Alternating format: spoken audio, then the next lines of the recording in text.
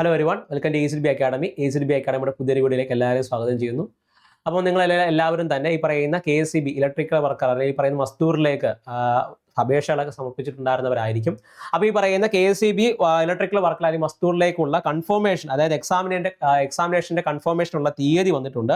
അതായത് ഈ പറഞ്ഞ രീതിയിൽ 23/6/2026 മുതൽ ഏകദേശം 12/7/2026 വരെയാണ് ഈ പറയുന്ന കൺഫർമേഷൻ കൊടുക്കാനുള്ള അവസാനത്തെ തീയതിയായിട്ട് എന്ത് ചെയ്യുന്നത് കാണിച്ചിട്ടുണ്ടായിരുന്നത് എന്നുള്ളതാണ്. അപ്പോൾ ഈ ഒരു തീയതിക്കിടയിൽ ഈ പറയുന്ന പരീക്ഷയ്ക്ക് വേണ്ടിയിട്ട് കൺഫർമേഷൻ ഈ പറയുന്ന അപ്ലൈ ചെയ്തിട്ടുണ്ടായിരുന്ന ഉദ്യോഗാർത്ഥികൾ എന്ത് ചെയ്യുക, തീർച്ചയായിട്ടും കൺഫർമേഷൻ കൊടുക്കാൻ വേണ്ടിയിട്ട് എന്ത് ചെയ്യുക, ശ്രദ്ധിക്കുക. അതേപോലെ തന്നെ ഈ പറയുന്ന രീതിയിൽ 30 സെപ്റ്റംബർ ആണ് എന്ത് ചെയ്യുന്നത് പരീക്ഷ നടക്കാൻ വേണ്ടിയിട്ട് ഇരിക്കുന്നത് എന്നുള്ള 30 സെപ്റ്റംബറിലായിരിക്കും എന്ത് ചെയ്യുന്നത് പരീക്ഷ നടക്കുക എന്നുള്ളതാണ്. അതിന് മുമ്പൊക്കെ ഒരു വാർത്തയൊക്കെ വന്നിട്ടുണ്ടായിരുന്നു, ഈ പറയുന്ന സെപ്റ്റംബർ ഒക്ടോബർ മാസങ്ങൾക്കിടയിലായിട്ട് പരീക്ഷകൾ നടത്താനുള്ള സാധ്യത ഏറെ ഉണ്ടെന്നൊക്കെ പറഞ്ഞുകൊണ്ട് അല്ലേ. അപ്പോൾ അതേപോലെ തന്നെ ഈ പറയുന്ന രീതിയിൽ 30 സെപ്റ്റംബറിലായിരിക്കും എന്ത് ചെയ്യുന്നത് ഈ പറയുന്ന പരീക്ഷ നടക്കാനുള്ള സാധ്യത എന്ന് പറയുന്നത്. അതേപോലെ തന്നെ പരീക്ഷ നടക്കുക എന്ന് പറയുന്നത് കൺഫർമേഷൻ എന്ന് പറയുന്നത് 23/6/2026 12/7/2026 ഇടയിലായിരിക്കും എന്ത് ചെയ്യുന്നത് കൺഫർമേഷൻ കൊടുക്കാനുള്ള തീയതി എന്ന് പറയുന്നത്. അപ്പോൾ ഈ പറയുന്ന തസ്തികയിലേക്ക് അപേക്ഷ സമർപ്പിച്ചിട്ടുണ്ടായിരുന്ന ഉദ്യോഗാർത്ഥികൾ തീർച്ചയായിട്ടും കൺഫർമേഷൻ കൊടുക്കാൻ എന്ത് ചെയ്യുക, ശ്രദ്ധിക്കുക എന്നുള്ളതാണ്. അത് കൂടാതെ തന്നെ ഒരുപാട് വേക്കൻസികളൊക്കെ പറയുന്ന പല സ്ഥലങ്ങളായിട്ട് റിപ്പോർട്ട് ചെയ്തിട്ടുണ്ടായിരുന്നു. ഏകദേശം 139 വേക്കൻസികൾ കൂടി തന്നെ എറണാകുളമാണ് മുന്നിൽ നിന്നിട്ടുണ്ടായിരുന്നത്. ഏറ്റവും കൂടുതൽ അപേക്ഷകരും ഈ പറയുന്ന എറണാകുളത്ത് തന്നെയാണ്. 3490 അപേക്ഷകരാണ് എന്ത് ചെയ്യുന്നത് എറണാകുളത്ത് നിന്ന് എന്ത് ചെയ്യുന്നത് പറയുന്ന അപേക്ഷകൾ സമർപ്പിച്ചിട്ടുണ്ടായിരുന്നത് എന്നുള്ളതാണ്.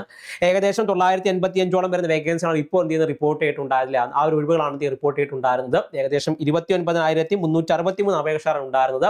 അപ്പോൾ അതുകൊണ്ട് തന്നെ നിങ്ങൾ എന്ത് ഈ പറയുന്ന പരീക്ഷയിലേക്ക് ഇപ്പോൾ തസ്തികയിലേക്ക് എന്ത് തീർച്ചയായിട്ടും കൺഫർമേഷൻ കൊടുക്കാനും അതിന് വേണ്ടിയിട്ട് പഠിച്ചു തുടങ്ങാനും എന്ത് ചെയ്യുക, ശ്രദ്ധിക്കുക. കാരണം ഒരുപാട് നാൾ നമ്മുടെ മുന്നിലില്ല അല്ലെ. ഈ പറയുന്ന ഓഗസ്റ്റ് സെപ്റ്റംബർ എന്ന് പറയുന്ന എന്താണ് 2 മാസം, സോറി ഈ പറയുന്ന ജൂലൈ ഓഗസ്റ്റ് സെപ്റ്റംബറിന്റെ ഒക്കെ ഈ പറയുന്ന അവസാനത്തോട് കൂടി പരീക്ഷ വന്നു കഴിഞ്ഞാൽ നമുക്ക് ഈ പറയുന്ന രീതിയിൽ വളരെ കുറച്ച് സമയം നമ്മുടെ മുന്നിലേക്ക് എന്ത് ചെയ്യത്തുള്ളൂ കിട്ടത്തുള്ളൂ. അപ്പോൾ അതിന് വേണ്ടിയിട്ട് എന്ത് ചെയ്യുക, വളരെ പെട്ടെന്ന് തന്നെ പഠനം മുന്നോട്ടേ കൊണ്ടുപോകാൻ വേണ്ടിയിട്ട് ശ്രദ്ധിക്കുക.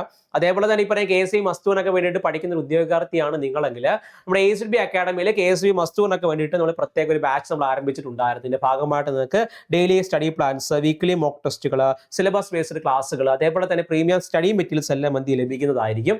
അപ്പോൾ നിങ്ങൾ എന്ത് ചെയ്യുക, ഈ പറയുന്ന കോഴ്സുകളിലേക്ക് ജോയിൻ ചെയ്യാൻ വേണ്ടിയിട്ട് താല്പര്യപ്പെടുന്നവരാണെങ്കിൽ തൊട്ട് താഴെയായിട്ടൊരു നമ്പർ കൊടുത്തിട്ടുണ്ട്. ആ നമ്പർ വിളിച്ച് കോൺടാക്ട് ചെയ്ത് കഴിഞ്ഞാൽ ഈ പറയുന്ന കോഴ്സുമായി ബന്ധപ്പെട്ട എല്ലാ ഡീറ്റെയിൽസും നമ്മൾ എന്ത് ചെയ്യും പ്രൊവൈഡ് ചെയ്യുന്നതായിരിക്കും. അപ്പോൾ ഒട്ടും അടിക്കേണ്ട, പെട്ടെന്ന് തന്നെ പഠനം തുടങ്ങുക.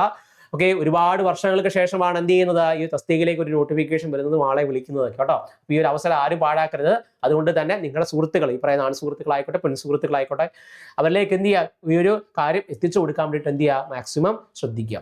ഓക്കെ, അപ്പോൾ മറ്റൊരു ഇൻഫോർമേറ്റീവ് വീഡിയോ ആയിട്ട് വീണ്ടും കാണാം. ഒരു കാര്യം മറക്കരുത്, കൺഫർമേഷൻ കൊടുക്കുക കേട്ടോ. ഓക്കെ, മറ്റൊരു വീഡിയോ ആയിട്ട് വീണ്ടും കാണാം. അതുവരെ എല്ലാവർക്കും ബൈ, താങ്ക് യു.